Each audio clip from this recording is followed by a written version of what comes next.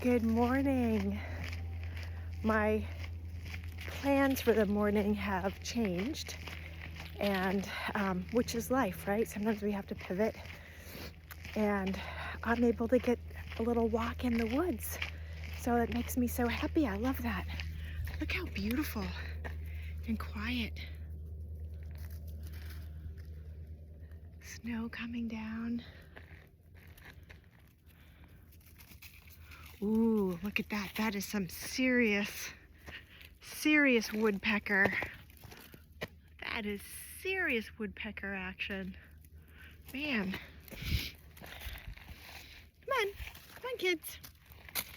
Come on. Isn't it beautiful?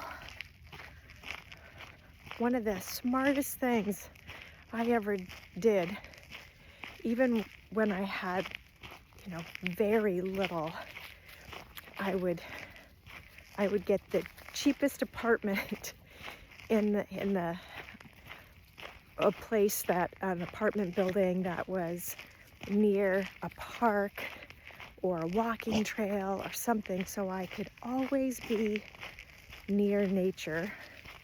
I might be sleeping on a mattress in a studio apartment right on the floor, but I was, my backyard was to a beautiful river and walking trail or something.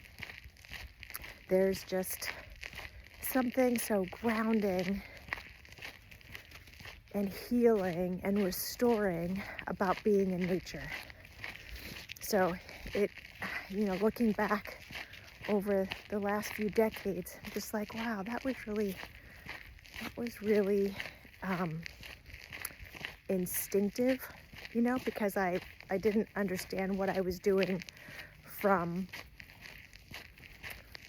some science or anything. It was just, I knew I did better and I felt better if I was near nature. So that is how I did it. And I had a vision board with a picture of a house on a lake. So that was my childhood dream, was to be able to live on a lake. It's just so cool that, and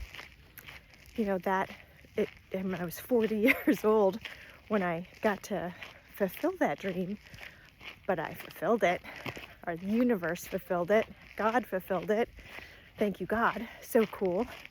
And then I met Charlie at 47, and his family camp, third generation, was on even a bigger lake, even more private and bigger, just a bigger body of water. And then I sold my place, he sold his place, and we bought out the last family member, and we've been here on Sebago Lake for, I want to say 5, maybe 6 years now. Wow, time's flown. But I'm so grateful that I get to walk in the woods and be in nature. So whether I had very little, I made what I needed happen in the best way that I could, right? So just because I couldn't afford,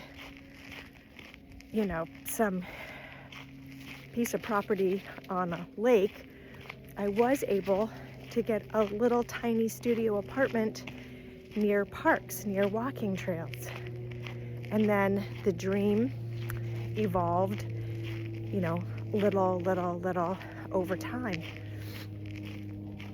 It doesn't, just because you can't, when I was a little girl, I wanted to be a witch and a nun and a ballerina and a zoologist. Well, I didn't become any of those things, but I did become the essence of that, right? So as we're going, we're mid-January now, and there are intentions and goals, and I hope that you don't get frustrated because you haven't manifested whatever huge thing. There is a YouTube by Dean Garazio called 7 Layers Deep.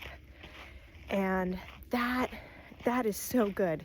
So Simon Sinek has I think it's a TED Talk, it's a YouTube thing that says start with why. So as you're thinking about your 2024 goals and intentions and heart desires, and you're creating your vision boards, 2 really helpful tools is start with why, and the next one is the 7 Layers Deep with Dean Gorazio. Really getting clear on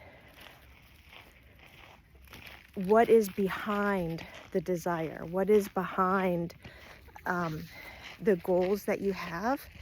And it's so cool when you do that, because then you can find fulfillment and true happiness.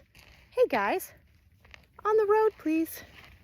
On the road please. Thank you. True happiness, that feeling of satisfaction with the essence of the thing versus the thing. So I'm not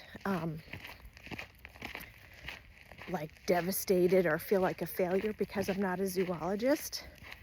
The goal of the zoology was just to have animals in my life because I love animals. Well, I have all kinds of animals in my life. Some of them are pets and some of them are wild, right? So that is one of the little tips from a journey of surviving to thriving that I'll share with you, is that sometimes when we can find